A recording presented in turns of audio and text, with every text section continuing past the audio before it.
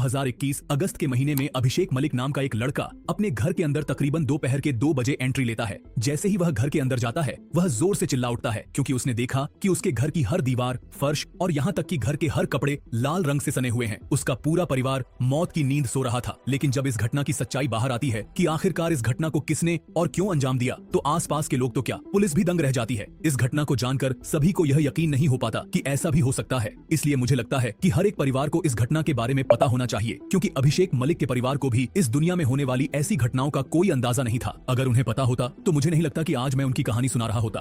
तो चलिए हम मिलकर इस घटना की शुरुआत से जानते हैं और देश विदेश की डार्क रियलिटी से रूबरू होते हैं। यह घटना रोहतक के विजयनगर की है, जहां एक प्रॉपर्टी डीलर प्रदीप मलिक अपने परिवार के साथ रहता था। उनके परिवार में उनकी पत्नी बबली देवी, उनके 2 बच्चे अभिषेक मलिक जिसका उम्र 20 साल था और उनकी बेटी नेहा मलिक जिसका उम्र 18 साल था, और उनके साथ उनकी नानी भी रहती थी।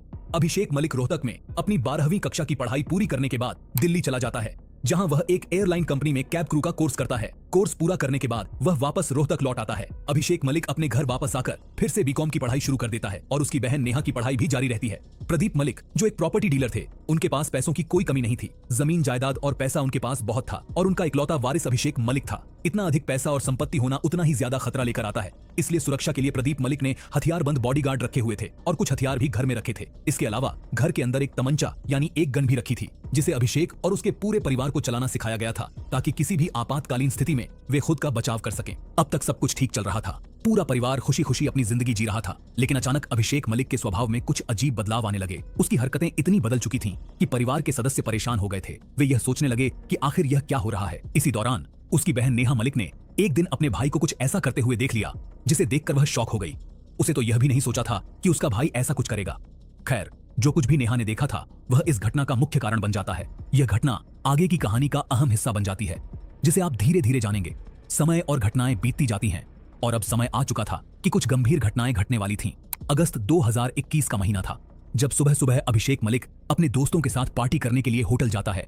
वहां वह खूब पार्टी करता है और एंजॉय करता है। फिर तकरीबन दोपहर के 2 बजे वह अपने घर वापस लौटता है। घर पहुंचकर वह दरवाजे पर खड़ा होकर डोरबेल बजाता है, लेकिन काफी देर हो जाती है, लेकिन घर के अंदर से कोई दरवाजा नहीं खोलता। इस पर अभिषेक ने अपनी मां को कॉल किया, लेकिन उसने कॉल नहीं उठाई और न ही कॉल बैक किया। थोड़ी देर इंतजार करने के बाद उसने पापा, बहन और नानी को भी कॉल किया, लेकिन किसी ने कोई जवाब नहीं दिया और न ही कॉल बैक आया। दरवाजा भी नहीं खुला। अब अभिषेक को घबराहट होने लगी और वह काफी डर गया था।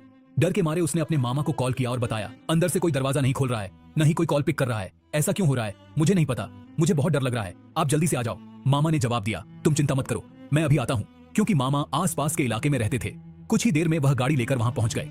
मामा के आने के बाद स्थानीय लोग भी वहां जमा हो गए थे। मामा के साथ जैसे तैसे घर के अंदर एंट्री ली जाती है। जैसे ही सभी लोग घर के अंदर प्रवेश करते हैं, वहां का नजारा देखकर सबके होश उड़ जाते हैं। सबसे पहले अभिषेक ने ग्राउंड फ्लोर पर देखा कि उसके पिता प्रदीप मलिक जमीन पर बुरी हालत में पड़े हुए थे। देखते ही ऐसा लग रहा था जैसे किसी ने प्रदीप मलिक को करीब से गोली मारी हो और सिर पर पट्टी बांधकर उनका काम तमाम किया हो। हिम्मत जुटाकर अभिषेक मलिक आगे बढ़ता है और फर्स्ट फ्लोर पर जाता है। वहां पहुंचने के बाद उसने देखा कि उसकी बहन नेहा मलिक भी अपने कमरे में उसी हाल में बिखरी पड़ी थी। जब उसने अपने कमरे में झांका तो देखा कि उसकी नानी और माँ का भी वही हाल था। उसकी नानी बेड पर पड़ी हुई थी और उसकी माँ जमीन पर बिखरी हुई थी। घर की दीवारें और फर्श लाल रंग से सनी हुई थी। इसका मतलब था कि अभिषेक मलिक का पूरा परिवार उजड़ चुका था और अब सिर्फ वह खुद बचा था। इतना होते ही पुलिस भी मौके पर पहुंच जाती है और यह सब देखकर दंग रह जाती है। सबसे पहले चारों शवों को पोस्टमार्टम के लिए भेजा जाता है, लेकिन इससे पहले यह देखा गया कि नेहा मलिक की सांसें चल रही थीं, इसलिए उसे तुरंत अस्पताल भेजा जाता है। हालांकि इलाज के दौरान अफसोस की बात है कि वह भी दुनिया छोड़कर चली जाती है। पुलिस इस स्थिति को लेकर थोड़ी परेशान और हैरान थी।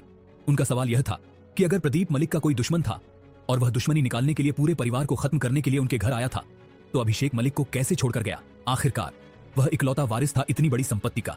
अगर दुश्मन ने परिवार को खत्म करने का इरादा किया था तो उसे अभिषेक मलिक को भी मार देना चाहिए था। यह सवाल पुलिस के लिए बहुत अहम था, क्योंकि जिस तरह से चारों को मारा गया था उसे देखकर ऐसा लगता था कि यह काम किसी बाहरी व्यक्ति का नहीं बल्कि किसी करीबी का था, क्योंकि गोली कनपटी पर करीब से मारी गई थी और अगर कोई बाहरी व्यक्ति होता तो वह दूर से गोली मारता, न कि इतना करीब से। अब यह किसी भी करीबी व्यक्ति का काम हो सकता था, जैसे कि चाचा, ताऊ, फूफा, मामा या फिर खुद अभिषेक मलिक भी। इसीलिए पुलिस ने सबसे पहले यह जानने की कोशिश की कि उस घटना के वक्त अभिषेक मलिक कहां था और क्या कर रहा था। छानबीन के बाद यह पता चलता है कि अभिषेक मलिक तो एक होटल में अपने दोस्तों के साथ पार्टी कर रहा था। उसकी सीसीटीवी फुटेज भी मिल गई, जिससे पुलिस को यह यकीन हो गया कि इस घटना में अभिषेक मलिक का कोई हाथ नहीं था। अब इसके अलावा कोई और व्यक्ति इसके लिए जिम्मेदार हो सकता था। पुलिस ने आगे छानबीन करना शुरू कर दिया और सभी से पूछताछ की। सभी प्रॉपर्टी डीलरों से जो प्रदीप मलिक के संपर्क में थे पूछताछ की गई कि कहीं कोई प्रॉपर्टी का विवाद तो नहीं था या किसी से कोई दुश्मनी तो नहीं थी, लेकिन किसी से भी पुलिस को कुछ भी जानकारी नहीं मिली, ना कोई गवाही, ना कोई सबूत और ना ही कोई ऐसा सुराग मिला जिससे इस घटना को नया मोड़ दिया जा सके। लेकिन एक रास्ता अभी भी खुला था और वह था अभिषेक मलिक। पुलिस ने उससे पूछताछ की, लेकिन इसमें भी कुछ खास नहीं पाया। अभिषेक मलिक ने ऐसा कुछ नहीं बताया जिससे पुलिस को मदद मिल सके या इस घटना को लेकर कोई नया खुलासा हो सके। हालांकि पूछताछ के दौरान पुलिस वालों ने अभिषेक मलिक की बॉडी लैंग्वेज में कुछ ऐसी बातें नोटिस की जो इस पूरे केस को खोलने में मददगार साबित होती हैं। दरअसल पुलिस ने देखा कि अभिषेक मलिक भले ही एक लड़के जैसा दिखता था, लेकिन उसकी हरकतें लड़कियों जैसी थी। उसके चलने का तरीका, बोलने का अंदाज, हाव भाव और यहाँ तक कि उसका रवैया भी लड़कियों जैसा था। फिलहाल पुलिस ने अभिषेक मलिक को तो जाने दिया, लेकिन पीछे से इस केस को एक अलग एंगल से जांचना शुरू कर दिया। सबसे पहले पुलिस ने उसके पड़ोसियों और दोस्तों से पूछताछ की ताकि यह पता लगाया जा सके कि अभिषेक मलिक वास्तव में कैसा लड़का है। पूछताछ के दौरान यह जानकारी सामने आई कि अभिषेक मलिक दिखने में तो लड़का है, लेकिन वास्तव में वह गे है। दूसरे शब्दों में वह समलैंगिक है और लड़कों में रुचि रखता है। यह जानकारी पुलिस के लिए बहुत महत्वपूर्ण साबित हुई। इसके बाद पुलिस ने बिना देरी किए उसका मोबाइल जब्त कर लिया और उसकी कॉल डिटेल्स निकाली। कॉल डिटेल्स से पता चला कि अभिषेक का एक बॉयफ्रेंड है जिसका नाम कार्तिक है। हालांकि इसका मतलब यह नहीं था कि सिर्फ इसीलिए कार्तिक ने इस घटना को अंजाम दिया है। पुलिस ने एक तरफ जहां कार्तिक को ढूंढने की प्रक्रिया शुरू की, वहीं दूसरी तरफ अभिषेक मलिक को पकड़कर थाने ले जाया गया। वहां उसे बैठाकर सख्ती से पूछताछ की गई। जब उससे गहराई से सवाल जवाब किए गए तो जो सच्चाई सामने आई वह वाकई हैरान करने वाली थी। आखिरकार अभिषेक मलिक ने ऐसा क्या खुलासा किया? दरअसल कहानी यहाँ से थोड़ा और पीछे चली जाती है। ये तब की बात है जब अभिषेक ने अपनी 12वीं कक्षा पूरी करने के बाद दिल्ली में एक एयरलाइन कंपनी में केबिन क्रू का कोर्स करने के लिए दाखिला लिया था। वहां उसी बैच में एक और लड़का कार्तिक भी कोर्स करने आया। कार्तिक भी समलैंगिक था, यानी उसे भी लड़कों में रुचि थी। क्योंकि दोनों एक ही बैच में थे और उनकी रुचियां भी मिलती जुलती थीं, कोर्स के दौरान वे एक दूसरे के करीब आ गए। धीरे धीरे उनकी दोस्ती रिश्ते में बदल गई। समय बीतता गया और उनका कोर्स पूरा हो गया। इसके बाद दोनों को अपने अपने घर वापस जाना पड़ा, लेकिन अब तक वे इतने करीब आ चुके थे कि एक दूसरे के बिना रह पाना मुश्किल हो गया था। अभिषेक मलिक एक अमीर परिवार से था, इसलिए उसे पर्याप्त पॉकेट मनी मिल जाती थी। इसी वजह से वह कार्तिक से मिलने जाया करता था। अभिषेक के पास एक कार भी थी जिसमें वे दोनों अक्सर लॉन्ग ड्राइव पर जाते। साथ ही वे महंगे होटलों में खाना खाते, रातें बिताते और अपना समय साथ बिताते। ये सारी बातें अब तक किसी को भी नहीं पता थीं, यहाँ तक कि अभिषेक के परिवार वालों को भी नहीं। चूंकि अभिषेक अपने माता पिता को कार्तिक से बेस्ट फ्रेंड के तौर पर मिलवाता था, इसलिए उन्हें भी इस पर कोई ऐतराज नहीं था। कार्तिक का अभिषेक के घर आना जाना और रुकना आम बात हो गई थी। कई बार तो वह एक एक हफ्ते तक अभिषेक के कमरे में रुक जाया करता था। घर वालों को तो यही लग रहा था कि कार्तिक सिर्फ अभिषेक का बेस्ट फ्रेंड है और इसमें कोई समस्या की बात नहीं है। लेकिन उन्हें क्या पता था कि कमरे के अंदर क्या चल रहा था। यह सिलसिला काफी लंबे समय तक ऐसे ही चलता रहा। धीरे धीरे घर वालों ने अभिषेक के व्यवहार में बदलाव महसूस करना शुरू किया। उसकी हरकतें, हाव भाव और चलने का तरीका अब सामान्य नहीं लग रहे थे। इन्हीं बदलावों के कारण उसकी बहन नेहा ने उस पर नजर रखनी शुरू कर दी।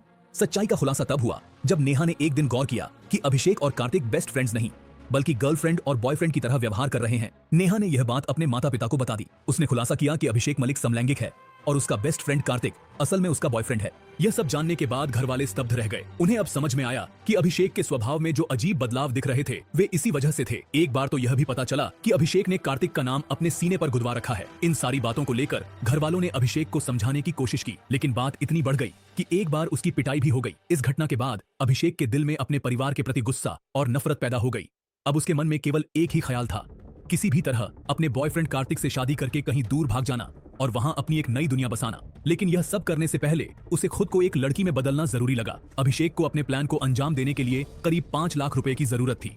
इसीलिए वह अपने घर वालों के पास गया और साफ साफ कह दिया, मुझे जेंडर चेंज कराना है और मैं कार्तिक से शादी करके कहीं दूर चला जाऊंगा। मुझे 5 लाख रुपए चाहिए। लेकिन घर वालों ने यह सुनते ही साफ इनकार कर दिया। उन्होंने सख्त लहजे में कहा, तुम ऐसा कुछ भी नहीं करोगे। इसके बाद अभिषेक का घर से बाहर निकलना बंद कर दिया गया। उसका कार्तिक से मिलना जुलना भी पूरी तरह रोक दिया गया। जहां दोनों रोज मिला करते थे, अब वहां जाना मना हो गया। इस स्थिति में अभिषेक बुरी तरह बेचैन हो गया। वह किसी भी तरह कार्तिक से मिलने के लिए उतावला था, लेकिन अब वे हफ्तों तक भी नहीं मिल पा रहे थे। इधर अभिषेक का मन बेचैन था और उधर कार्तिक भी उसी हाल में था। अभिषेक ने घर में बैठे बैठे ही एक योजना बनानी शुरू कर दी। उसने तय कर लिया कि कुछ भी हो जाए उसे कार्तिक से मिलना और उससे शादी करना है। लेकिन यह तब तक संभव नहीं हो सकता था जब तक कि उसे रोकने टोकने वाला कोई न हो। यही सोचते हुए अभिषेक ने अपने पिता की अलमारी में रखा तमंचा चुराने की योजना बनाई। उसे पता था कि उसके पिता ने ही उसे तमंचा चलाना सिखाया था। एक रात जब सब सो रहे थे, उसने दबे पांव अलमारी से तमंचा निकाल लिया। अगली सुबह वह अपने प्लान को अंजाम देने के लिए तैयार हो गया। सबसे पहले वह अपनी बहन नेहा के कमरे में गया। वहां पहुंचते ही उसने टीवी की वॉल्यूम बहुत तेज कर दी ताकि बाहर कोई आवाज न सुन सके। अभिषेक अपनी बहन के कमरे में जाकर दरवाजे को अंदर से बंद कर देता है। बहन कुछ समझ पाती उससे पहले ही उसने उसकी तरफ तमंचा तानकर सीधे सिर में गोली मार दी। इसके बाद अभिषेक अपने कमरे में गया और वहां से अपनी दादी को बुलाने के लिए आवाज लगाई।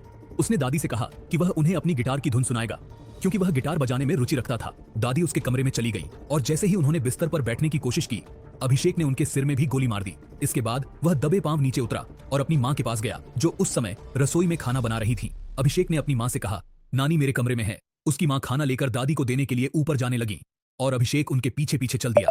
जैसे ही उसकी मां ने कमरे में दादी का खून से लथपथ शव देखा, वह घबराकर पीछे मुड़ी और अभिषेक से कुछ कहने की कोशिश की, लेकिन इससे पहले कि वह कुछ बोल पाती, अभिषेक ने बिना देर किए उनकी भी सिर में गोली मार दी। अब घर में केवल उसके पिता बचे थे, जो नीचे किसी प्रॉपर्टी डीलर से बातचीत कर रहे थे। अभिषेक दबे पांव अपने पिता के पास पहुंचा और उनके पास जाकर चुपचाप बैठ गया। जैसे ही उसे मौका मिला, उसने बिना देरी किए उनके कनपटी पर बंदूक तानी और गोली चला दी। इस घटना को अंजाम देने के बाद उसने घर के मुख्य दरवाजे को अंदर से लॉक कर दिया। फिर वह चुपके से अपने बॉयफ्रेंड कार्तिक के पास चला गया, जो एक होटल में पार्टी कर रहा था। होटल में पहुंचकर अभिषेक ने पार्टी का भरपूर आनंद लिया। जैसा कि पहले बताया गया था, पुलिस ने होटल की सीसीटीवी फुटेज देखने के बाद यह मान लिया था कि इस घटना में अभिषेक का कोई हाथ नहीं है, लेकिन असलियत यह थी कि अभिषेक ने ही इस भयानक घटना को अंजाम दिया।